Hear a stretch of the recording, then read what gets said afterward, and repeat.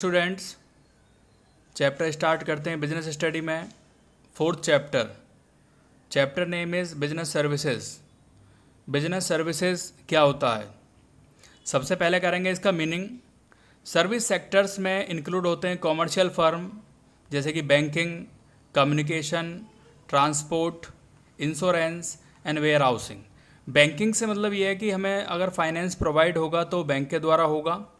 Deposit amount करेंगे हम bank में करेंगे, और बैंक हमें देता है जैसे कि लोन फैसिलिटी मिलती है, तो पैसा कहाँ से मिलेगा? बैंक से मिलेगा। ऐसे ही कम्युनिकेशन, ट्रांसपोर्ट कि गुड्स हमारा एक जगह से दूसरी जगह किस तरीके से जाएगा? थ्रू ट्रांसपोर्ट के थ्रू जाएगा, या ट्रक वगैरह हो गए, इस तरह हमें ट्रांसपोर्ट की फैसिलिटी होनी चाहिए। तो ये सभी सर्विसेज हैं। ऐसे ही इंश्योरेंस कि गुड्स के लिए हमें क्या कराना पड़ता है कि गुड्स भाई बेकार ना हो जाए, तो उसके लिए हमें इंश्योरेंस कराना पड़ता है। एक तरीके से हमें मिलता है प्रोटेक्शन। वेयर हाउसिंग कहते हैं गोदाम को, कि हमारे पास गोदाम होना चाहिए, गुड्स को रखने के लिए हमारे पास जगह होनी चाहिए। तो ये सभी सर्विसेज सेक्टर्स में आते हैं। इसके बाद नेक्स्ट टॉपिक है आपका characteristics, features, nature of services. The first point is intangible. Services intangible होती हैं। इंटेंजिबल उसे कहते हैं जिसे हम टच नहीं कर सकते, जिसे हम देख नहीं सकते, सिर्फ महसूस कर सकते हैं, तो उसे कहते हैं हम इंटेंजिबल। नेक्स्ट पॉइंट आता है इसमें लैक ऑफ होमोजेनिटी और इनकन्सिस्टेंसी।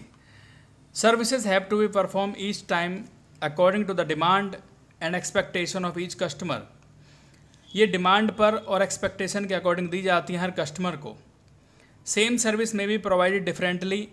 एक जैसी सर्विस जो हम देते हैं कस्टमर को, वो उनके लिए अलग अलग हो सकती है। जैसे एक बैंक है, मान लीजिए प्राइवेट बैंक है, वहाँ पे सर्विसेज कुछ डिफरेंट होती हैं, और गवर्नमेंट बैंक्स में सर्विसेज डिफरेंट होती हैं। तो सेम सर्विसेज के लिए अलग अलग हो सकते हैं यहाँ पर। नेक्स्ट पॉइंट है इन्वेंट्री लॉस। मेन फीचर्स जो है सर्विसेज का are consumed at same time, कि हमें उसे सेम टाइम में कंज्यूम करना होगा। कंज्यूम कहते हैं जितना हमने कंज्यूम किया, पूरे ईयर में जितना कंज्यूम किया, या कंप्लीट 1 मंथ में अपना कितना यूज़ किया, उसे कहते हैं कंज्यूम करना, यूज़ करना। और वो जिस टाइम प्रोड्यूस हुआ है, जिस टाइम उसका प्रोडक्शन हुआ है, उसी टाइम पर हमें उसे कंज्यूम करना है। जैसे कि लिखा है वैकेंट सीट इन सिनेमा हॉल। एग्जाम्पल दिया है यहाँ पे कि एक vacant seen in cinema hall. अब सिनेमा हॉल का टाइम है, मान लीजिए मूवी का टाइम है 12 to 3, 12 से 3 का टाइम है, और उस टाइम पर अगर वहाँ पे कोई सीट खाली रहती है तो वो टोटली लॉस है, तो वो उसी टाइम पर कंज्यूम हो जानी चाहिए, 12 से 3 के टाइम में भी। नेक्स्ट आता है नॉन ट्रांसफरेबिलिटी और इनसेपरेबिलिटी।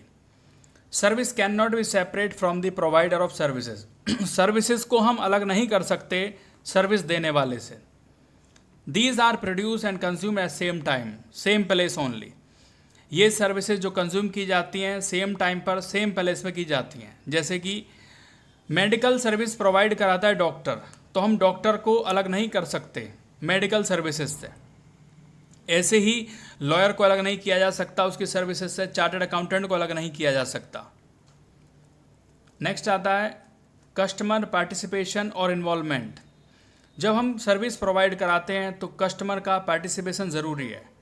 फॉर एग्जांपल हम यहाँ पे कह सकते हैं, मान लीजिए टेलीफोन कंपनी है और वो सर्विस प्रोवाइड करा रही हैं अपने कस्टमर्स को, और मान लीजिए वहाँ पे कनेक्शन आ रहा है या नहीं आ रहा है, तो ये सर्विस का पता कब चलेगा?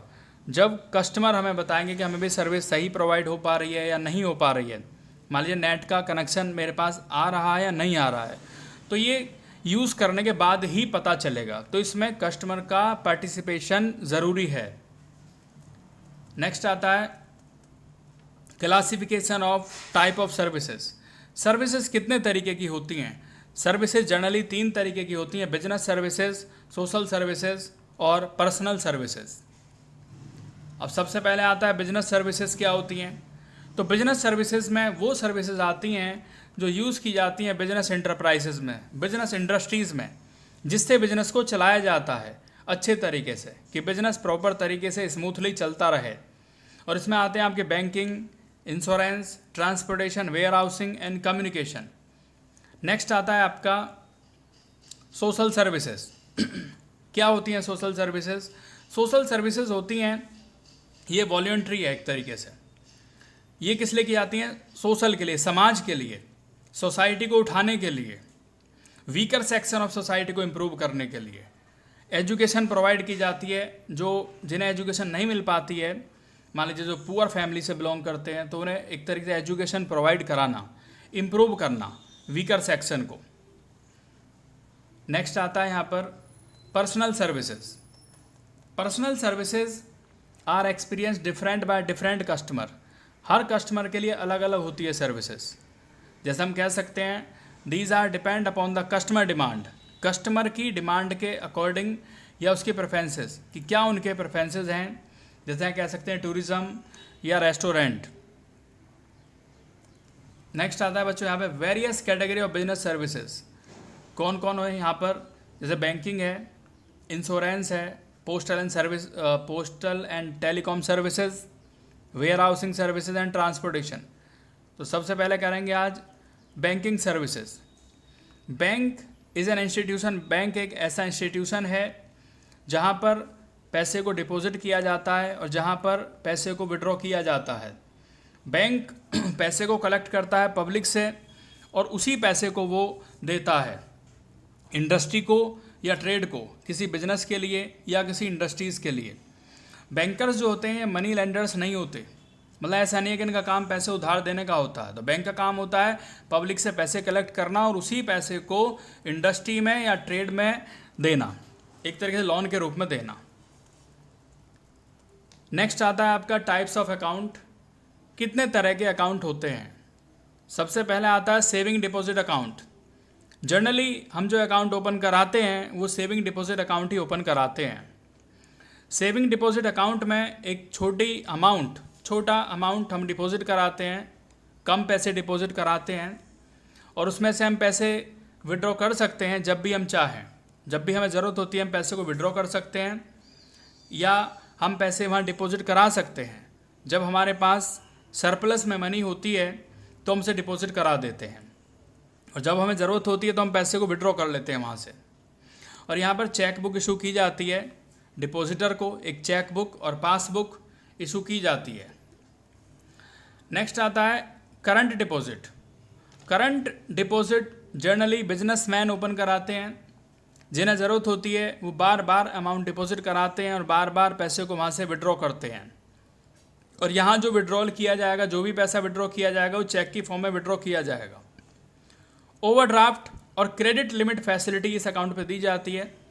ओवरड्राफ्ट से मतलब ये होता है कि आप जितना अमाउंट आपके अकाउंट में है उससे ज़्यादा अमाउंट आप विड्रॉ कर सकते हैं।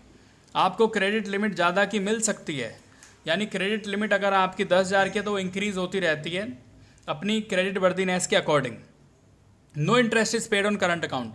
करंट अकाउंट पर कोई इंटरेस्ट पे नहीं किया जाता, बल्कि बैंक करंट अकाउंट जिन्होंने ओपन कराया है बिजनेसमैन ने, उनसे कुछ अमाउंट चार्ज किया जाता है। नेक्स्ट आता है recurring deposit account. Recurring deposit accounts में है a depositor can deposit a fix amount.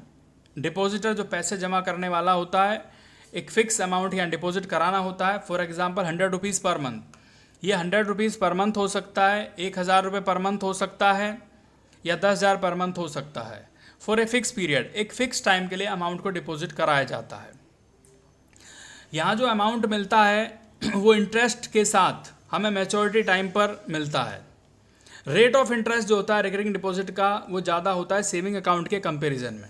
मतलब सेविंग अकाउंट पर कम इंटरेस्ट मिलता है लेकिन रिकरिंग डिपॉजिट अकाउंट पर ज़्यादा इंटरेस्ट मिलता है। रीज़न उसका ये है कि यहाँ पर जो अमाउंट डिपॉजिट किया जाता है वो एक फ़िक्स टाइम के लिए किया जाता है। 6 मंथ से 5 ईयर तक के लिए यहाँ पैसा हम डिपॉजिट करा सकते हैं। नेक्स्ट आता है बच्चों यहाँ पे fix deposit account. Fix deposit जैसे नाम से ही पता चल रहा है कि यहाँ पे फिक्स अमाउंट को डिपॉजिट कराया जाता है एक टाइम के लिए, एक स्पेसिफाइड पीरियड के लिए। ये पीरियड हो सकता है 6 मंथ से लेकर 5 ईयर तक हो सकता है और जो इसका इंटरेस्ट रेट होता है वो ज़्यादा होता है। नेक्स्ट आता है बच्चों यहाँ पे मल्टीपल ऑप्शन डिपॉजिट अकाउंट।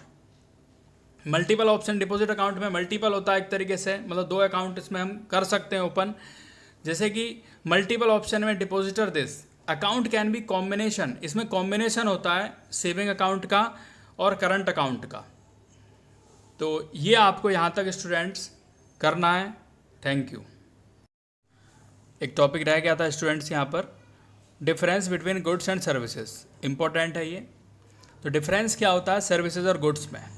सबसे पहला डिफरेंस है नेचर। एन एक्टिविटी और process, example watching a movie in cinema hall, ये एक सर्विसेज है। और physical object, video cassette of movie, ये आपका एक गुड्स है। Types, heterogeneous, homogeneous. इंटेंजिबिलिटी, ये इंटेंजिबल है, जैसे डॉक्टर हमें सर्विस प्रोवाइड कराता है तो इंटेंजिबल है, सर्विस हमें दिखाई नहीं देती। और ये टेंजिबल है, जैसे कि जो हमें मेडिसिन वो देते हैं तो वो टेंजिबल है। Inconsistency, different customer having different demand, अलग अलग कस्टमर की अलग अलग डिमांड होती है, जैसे कि हम कह सकते हैं mobile services. Different customer getting standard demand fulfil, example mobile phone.